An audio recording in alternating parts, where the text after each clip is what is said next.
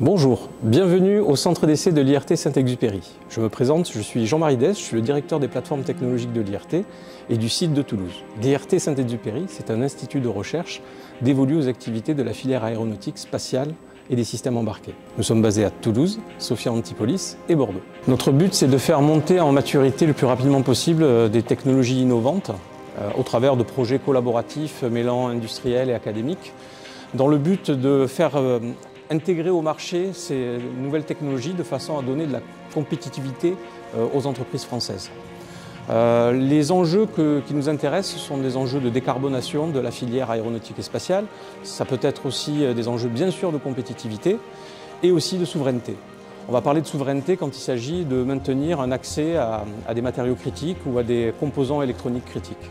Nous disposons de moyens d'essai uniques au monde qui nous permettent de réaliser des projets de recherche, mais aussi de réaliser des prestations pour notre écosystème, mais aussi tous les industriels finalement qui souhaitent bénéficier de notre expertise, de nos compétences et de nos équipements que nous avons acquis depuis 2013. À l'IRT, c'est 110 personnes au quotidien qui travaillent dans le centre d'essai. Ça peut être des techniciens, des ingénieurs de recherche, des experts qui sont là pour finalement lever les verrous technologiques au travers des campagnes expérimentales. Depuis maintenant 10 ans, nous avons acquis des compétences avérées et reconnues dans le domaine de l'électrification des aéronefs.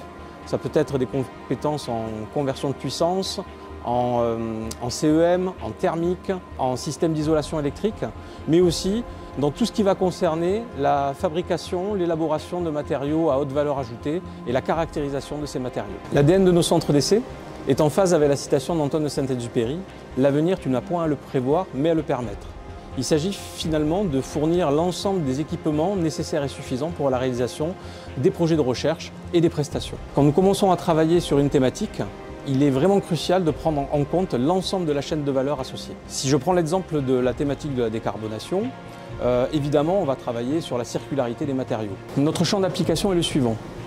L'éco-conception, l'implémentation de matériaux biosourcés, le développement de technologies de fabrication économes en énergie, mais aussi économes en matériaux engagés et utilisés pour la réalisation de la fabrication, l'accroissement de la durée de vie, notamment par des technologies de réparation et aussi par de la prédiction de durée de vie au travers de modèles et de vieillissement accéléré. Et enfin, des technologies de recyclage de fin de vie et l'évaluation de la potentielle réutilisation de ces matériaux recyclés. Si je dois ramener cette approche à une thématique de recherche qu'on traite à l'IRT, je peux citer celle des technologies de fabrication additive métallique. L'avantage de ces technologies pour la décarbonation, il est évident, l'allègement des structures, l'ajout de fonctions, la multifonctionnalisation, des designs ingénieux, optimisés, qui réduisent la matière engagée. Quand on regarde l'approche complète de la chaîne de valeur, il est nécessaire donc de prendre en considération la phase d'éco-conception. Donc on va utiliser des outils d'optimisation topologique, des outils de design to manufacturing pour optimiser finalement cette phase de fabrication. Ensuite, on va caractériser la matière première finement, de façon à pouvoir ensuite en déduire les paramètres procédés optimisés qui seront appliqués durant la fabrication. Une fois qu'on a fabriqué la pièce, on va réaliser des post-traitements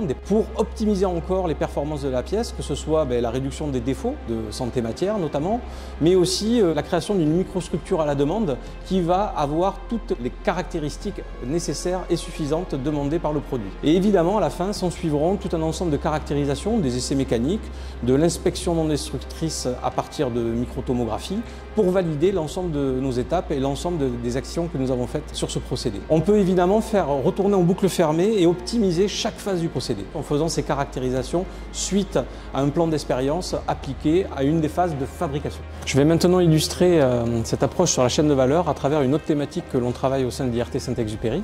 Cette thématique, c'est celle de l'électrification des aéronefs, dans un but toujours de décarbonation, de maintien de la compétitivité et de souveraineté au niveau des composants électroniques de puissance.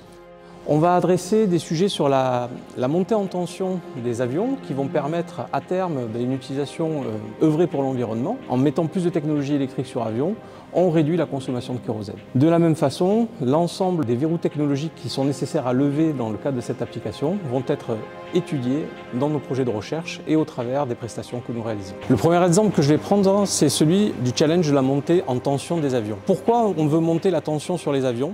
Tout simplement pour conserver la section des câbles, la section de l'ensemble des systèmes de distribution de cette électricité sur avion à un format compatible à l'intégration dans un environnement restreint, un volume restreint qu'est l'avion. Et aussi diminuer le poids accessoirement par rapport à la section des câbles qui transporte cette énergie. Le problème de cette montée en tension, c'est que cela va faire générer plus fréquemment l'apparition de phénomènes physiques qui viennent endommager les systèmes électriques.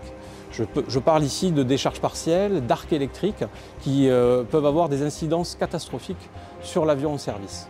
Donc dans cette salle, par exemple, on va étudier le vieillissement de différents isolants électriques adaptés finalement à cette nouvelle montée en tension et à ce phénomène des décharges partielles.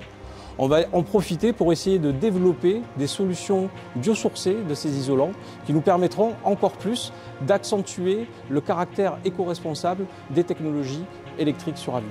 Dans la thématique de l'électronique de puissance, nous avons la capacité à faire du design de nouvelles cartes de puissance, d'implémenter des nouveaux composants de microélectronique qui vont certainement révolutionner l'électronique de puissance embarquée.